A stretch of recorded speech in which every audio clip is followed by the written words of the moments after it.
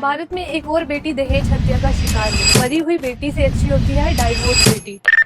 भारत में हर साल 6500 गर्ल्स जो हत्या का शिकार होती हैं। और अगर एक दिन की बात करें, 13 से 15 लड़कियां हर दिन दहेज के लिए मारी जाती हैं। जी, मैं बात कर रही हूँ फॉर्मर मिस पुणे त्विषा जी की, तो हमारे बीच में नहीं रही है। त्विषा की कहानी का सबसे दर्दनाक हिस्सा त्विषा की मौत नहीं है, बल्कि त्विषा की वो गुहार थी जो वो अपनी मौत से पहले अपने दोस्त, अपनी माता पिता से मांग रही थी। त्विषा के ये सारे मैसेजेस सबूत हैं कि त्विषा ने सुसाइड नहीं की है, त्विषा की जान ली गई है। त्विषा की जो सास है वो एक रिटायर्ड जज और त्विषा का जो हस्बैंड है एक लॉयर था। और त्विषा की बॉडी में बहुत सारे ऐसे घाव मिले हैं जो कि डायरेक्टली बताते हैं कि त्विषा सुसाइड नहीं कर सकती, जान ली गई है। त्विषा ने अपने दोस्त को मैसेज किया था, आई एम ट्रैप्ड ब्रो।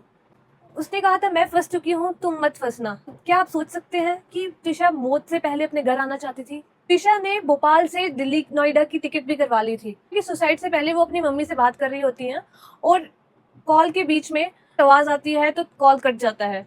इतनी देर में त्विषा की मम्मी को फिर से आधे घंटे में कॉल जाता है और त्विषा की सास उनकी मम्मी को कहती है कि त्विषा इज नो मोर।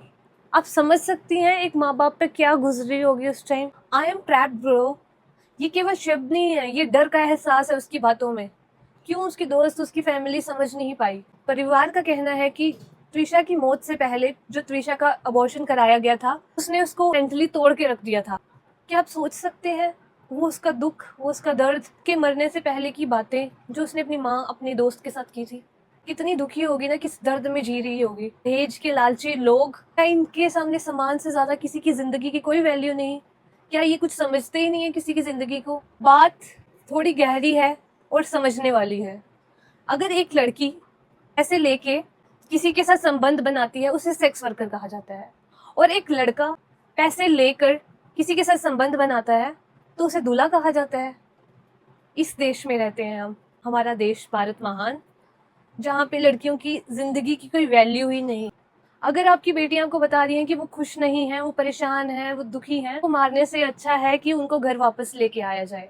ये पुरानी बातें हैं कि बेटी की डोली जो है मायके से उठती है, वो अर्थी है वो ससुराल से उठती है। ये पुराने ख्यालात। अगर वीडियो अच्छी लगी हो तो do like, comment and share.